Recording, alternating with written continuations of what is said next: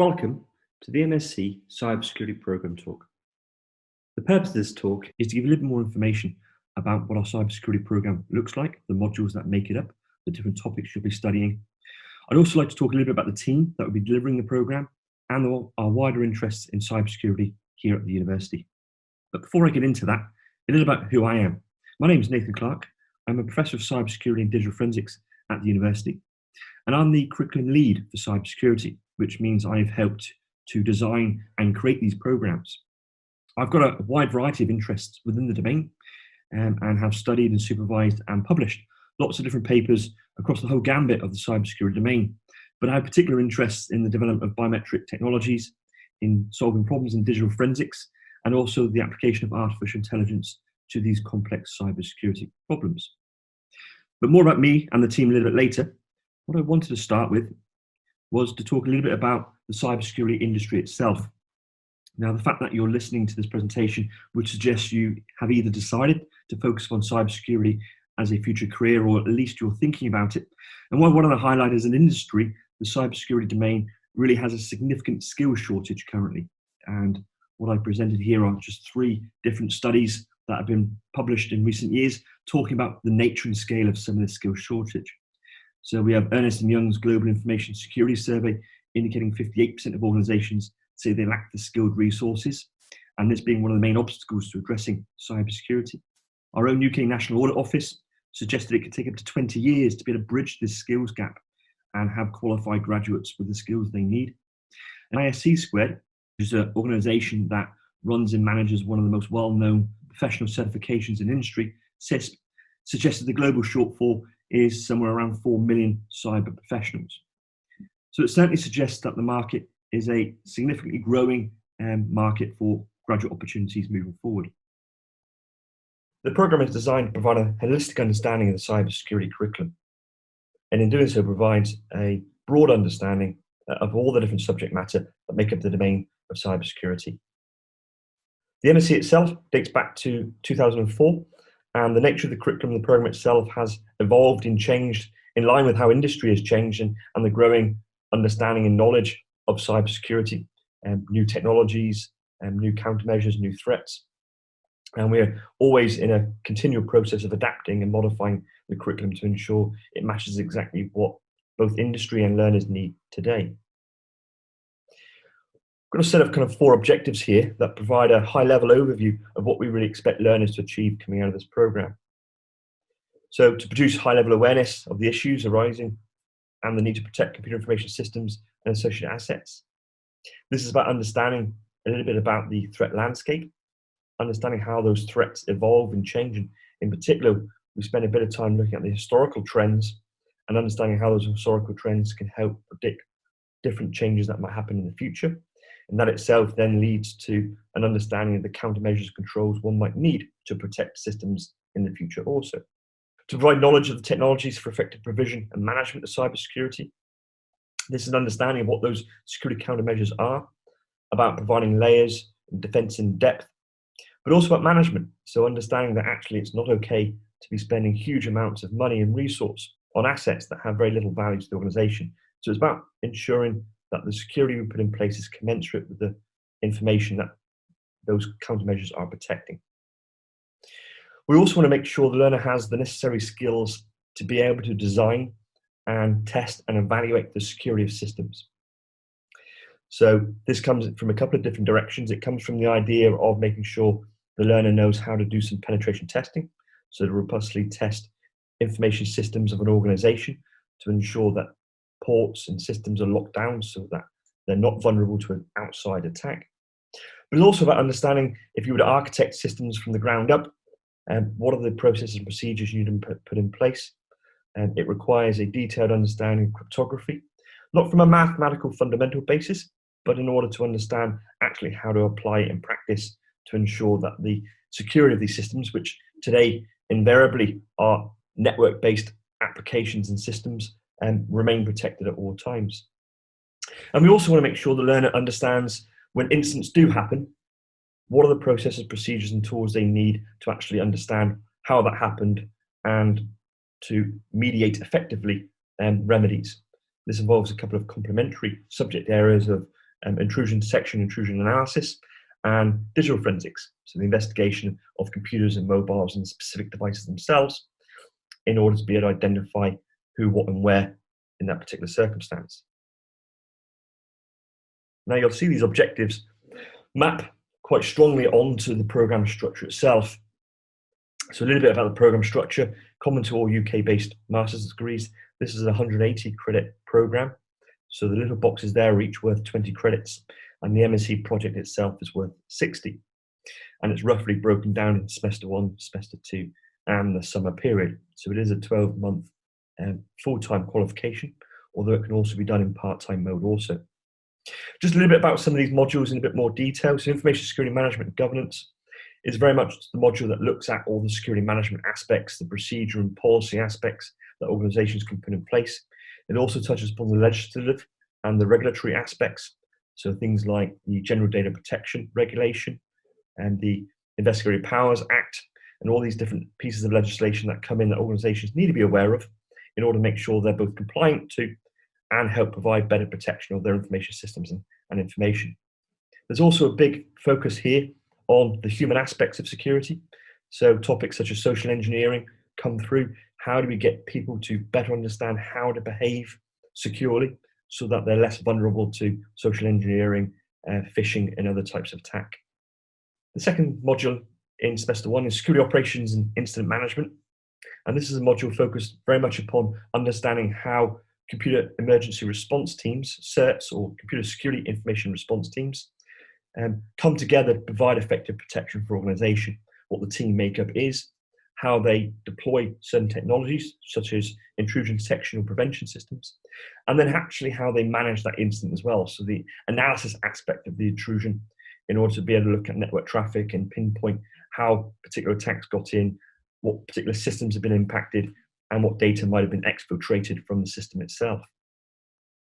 The third module, security architectures and cryptography, is slightly less organizational focused, more looking at the actual architectures required to develop information systems, and in particular looking at the security aspects of those architectures.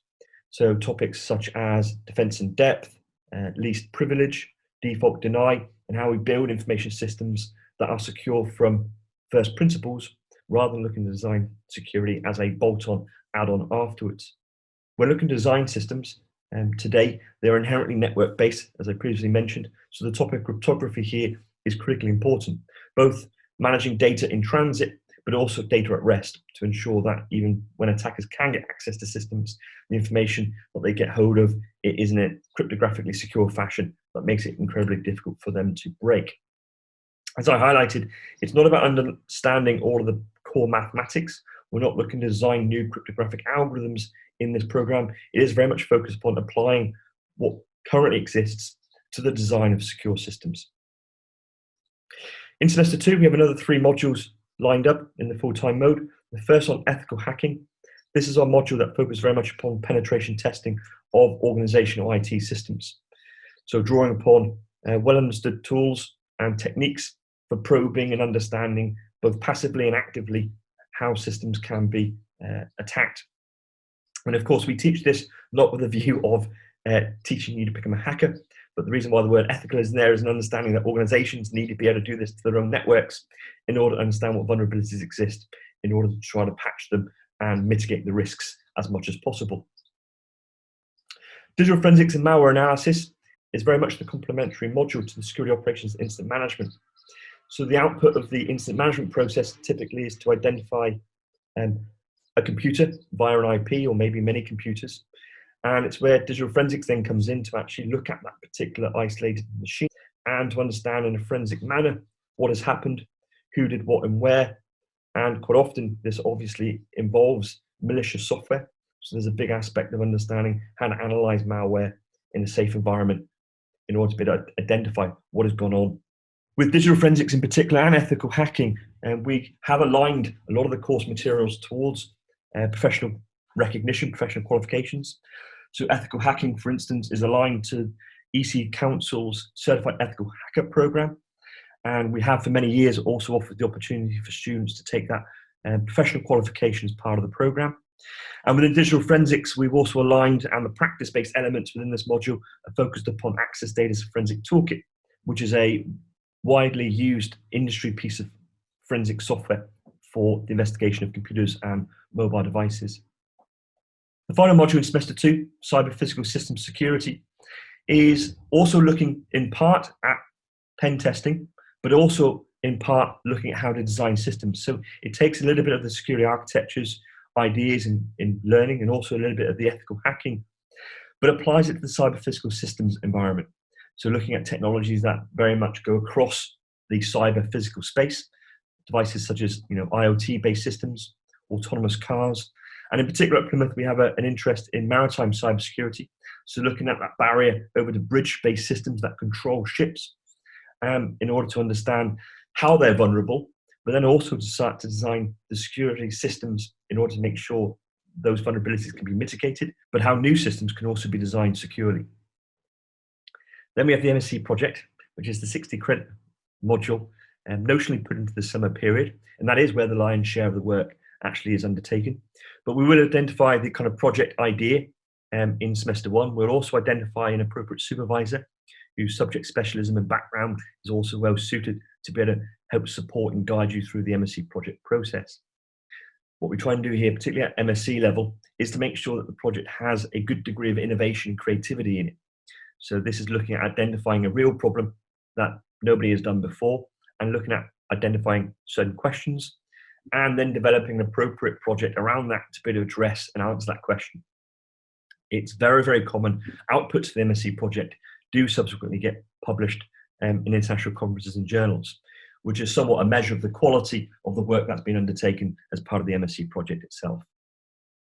The delivery of the program itself is supported by our cybersecurity team. And here on the slide set, you've got some mugshots of the members who are currently involved. Myself, Steve and Kevin, Kimberly and Assad, and come together and support all of the talk credits and also the project related activities that you'll be undertaking throughout the duration of your program. We all have PhDs and backgrounds in cybersecurity. We're all active researchers and practitioners in the domain. And this fundamental kind of state-of-the-art knowledge is critically important because that gets related into the teaching materials that we deliver in practice. So very much a research-informed teaching pedagogy, which means you don't just get taught from textbooks, you really do get taught what the latest technologies are and how things are evolving in the domain.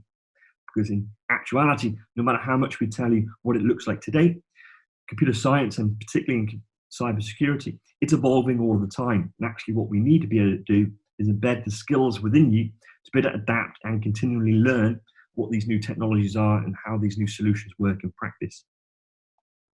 Now, the team itself forms part of Centre for Cybersecurity, Communications and Network Research, CSCAN. And this research hub of activity involves 10 full-time staff, so the cyber staff, including some other staff from comms and networks. We have strong teaching links, of course, to leading-edge research and involved in a wide variety of national and European level projects. We've got 40 plus postgraduate researchers. So these are students looking to study for a PhD or postdocs working on particular research projects. And we do have research interests in a wide variety of different areas within cybersecurity. And I've just mentioned a few in terms of the human, business and technical aspects. And we are involved in collaborative work at local, national and international levels. Now that's not to suggest that that distracts us from teaching you, and it doesn't. We are all active teaching members of staff, and we will all be teaching you directly within the modules themselves. The reason for highlighting this very much is the fact that cybersecurity is a critical passion for what we do here at Plymouth, and what you'll get from all of these networking opportunities and relationships we have is both state-of-the-art, up-to-date education, but also all these additional opportunities to engage with the cybersecurity industry more widely. We are passionate about cybersecurity, and in fact our roots for the CSCAN research group go back to the mid-80s, having produced and undertaken research now for the past 35 years. We've got a wide variety of links into lots of different organizations. These are just a snapshot of a few of the relationships that we have.